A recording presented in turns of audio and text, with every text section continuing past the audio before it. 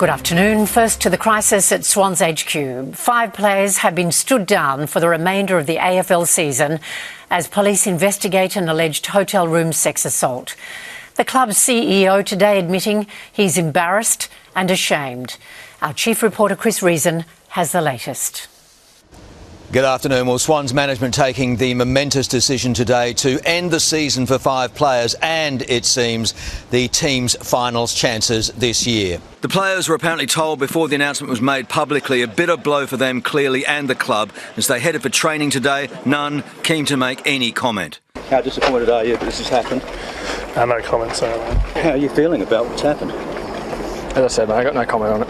Thanks. The players stood down: Isaac Heaney, Chad Warner, James Jordan, Riley Bice and Nick Blakely. All 5 said to be assisting police with their inquiries. Swans boss is making it clear that the punishment today, though, was not in relation to the allegations of what occurred in that Pullman hotel room early on Monday morning. This was purely about them breaching expected club behaviour standards. Here's club CEO Matthew Pavlich and board chair Andrew Pridham. It is a very, very significant sanction to effectively torpedo our season by making a decision such as this. It just tells you how seriously we're taking it. To say we're disappointed is an understatement. We're deeply embarrassed and ashamed. I want to offer an apology, a sincere apology. There's deep disappointment within the club at what has occurred, and we know that many people are hurting. What about the women at the centre of this? We're deeply concerned about their welfare and the well-being of those women. We offer as much support as we can. The club bosses went on to reveal there was no curfew in place on Sunday, but that they will now review those protocols. They confirmed the incident was restricted to just those 5 named players, no one else, refusing to say if any drugs had been involved. They insisted their sponsorship deals were safe for now, although late this afternoon Telstra announced it would dump any of the 5 who are currently their brand ambassadors. The Swans management saying they're already looking to the future and looking to rebuild the club culture and trust, even as they wait for the results of that police investigation. Back to you. Mushroom killer Erin Patterson is back in court this afternoon fighting to clear her name. Her lawyer claims there was a miscarriage of justice in her trial and her convictions need to be thrown out. Melina Saris reports. Erin Patterson is fighting to have her 33-year prison term overturned, and at the same time the prosecution is pushing for a harsher penalty. The triple murderer chose not to appear in court today. She watched the appeal via video link from the maximum security prison Dame Phyllis Frost Centre. She wore a royal blue prison-issued jumper and track pants with her black framed glasses and her long hair hanging around her face.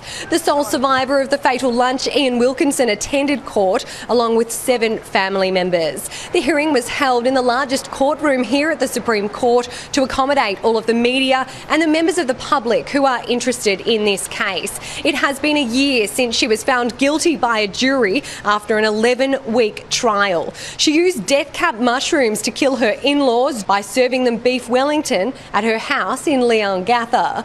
Patterson was sentenced to life in jail with a non-parole period of 33 years.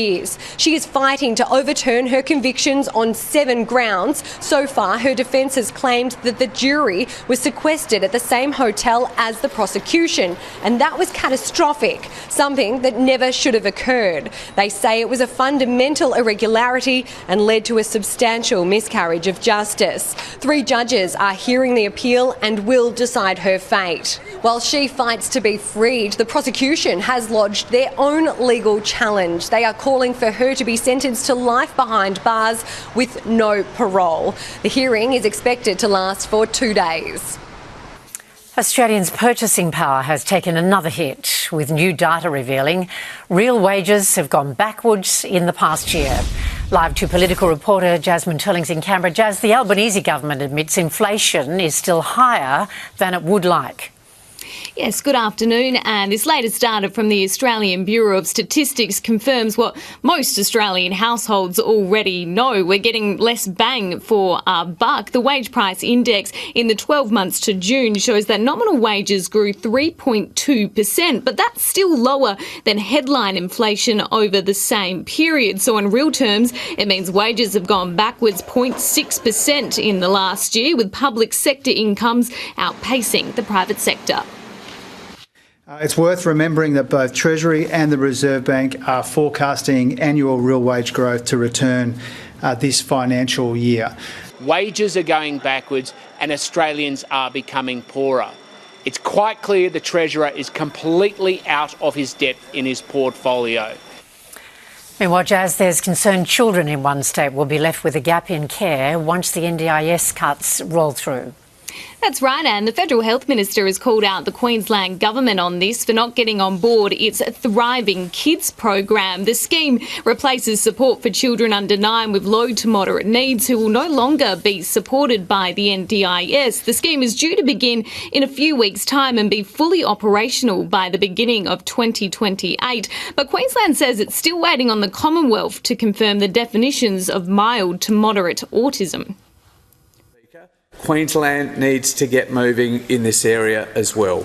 Queensland families deserve the same commitment and the same action that we're seeing from every other state government, Labor and Liberal alike. I understand the federal government want to clamp down on the shonks and the shysters in the NDIS, but it can't come at the expense of the vulnerable, and it can't be about duck shoving it to another level of government. Now, the bill is expected to make its way to the lower house today for a final rubber stamp. Anne. Jasmine Turling's in camera. Thanks a lot, Jazz. A killer is right now on the run in Sydney after a man was fatally stabbed in Waterloo last night. Let's cross live to reporter Rex Quayle. Rex, what's the very latest? And police are left with plenty of questions as to who was behind this attack last night on Pitt Street in Waterloo. It was around 7 p.m. when an altercation of some sort took place outside a unit block involving a woman in her 30s, a man in his 30s and one or more people. The man was found with a stab wound to his torso. He died in hospital around an hour later. The woman was treated for minor head injuries. 7 News has been told she's not being very helpful with police as they search for these alleged killers. Superintendent Andrew Garner said it's quite early in the investigation and they're still trying to piece together exactly how this all unfolded.